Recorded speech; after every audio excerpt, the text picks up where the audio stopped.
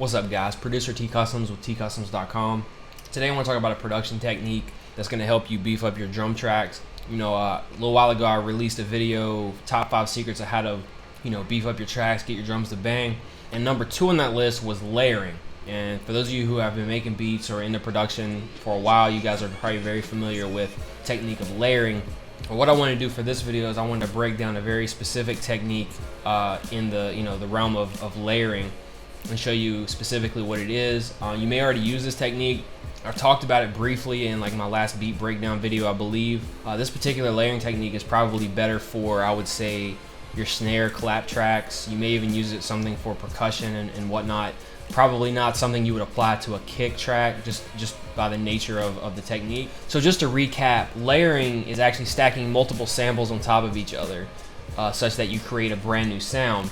And within layering, you can do all kinds of different things. You can stack the samples exactly how they are. You can pan certain samples to left and right. You can vary the velocities. You can do all kinds of things, but specifically with this technique, you delay certain sounds to either come in before the main hit or that come in after. So you have a pre-delay or a post-delay. I'm gonna show an example using a snare and a clap with a pre-delay on the clap to give the overall snare sort of a suction effect. And depending on the samples that you're using, this can add an extra, snap to your snare too.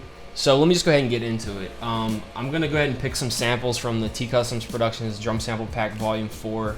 Some of these samples already have this effect applied. I'm gonna try to pick a couple samples. I'm gonna pick a clap and a snare that don't have this suction effect.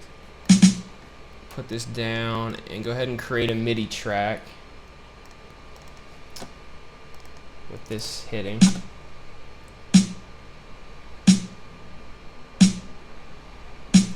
Okay, so now I just have a standard snare. So now what I'm going to do is I'm going to go ahead and duplicate this track.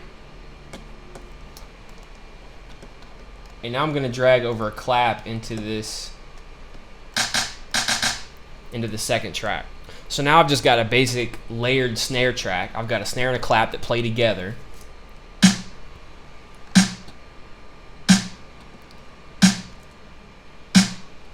So now that I have the samples layered, what I want to do is I want to take this clap and put a pre-delay on it. Now I can either nudge the MIDI note back, depending on the DAW you're using, you may want to do that. Or what I'm going to do with Ableton is I can enter a value, -20 millisecond delay, which means it's going to come in slightly before that snare hits down. And so now you're going to hear how it sounds with the pre-delay.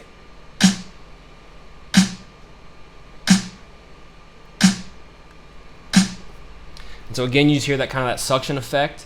You can take it a step further. You can change the velocity on the clap to make it come in slightly lesser volume.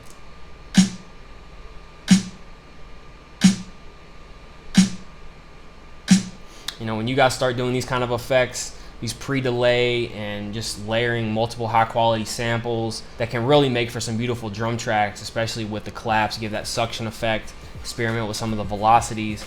And then when you start adding in, parallel compression and all these other sort of effects, you guys can come up with some really, really nice drum sounds. So yeah, that's pretty much all I wanted to cover in this video. Basically this pre-delay effect within your layering and just an extra little thing you can include when you're working on your drum tracks. It's something that I utilize a lot, and sometimes I don't always know exactly how I want to, do the delay, but I'll load in some certain samples that I like and then just experiment with different timing on the pre-delays. And sometimes I'll do post-delay, maybe have a sample pre-delay, then have a snare hit, and then have something come in 20 or 30 milliseconds after all of that. There's so many things you can do with it, but this is using these clap and snares together to create a suction effect is something that I like to use a lot.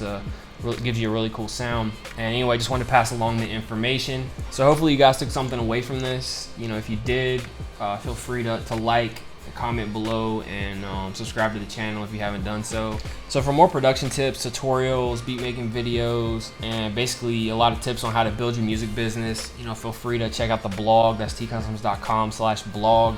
A lot of these same videos will be there, and there's a lot of more information on there as well. So anyway, I'll catch y'all next video. Peace.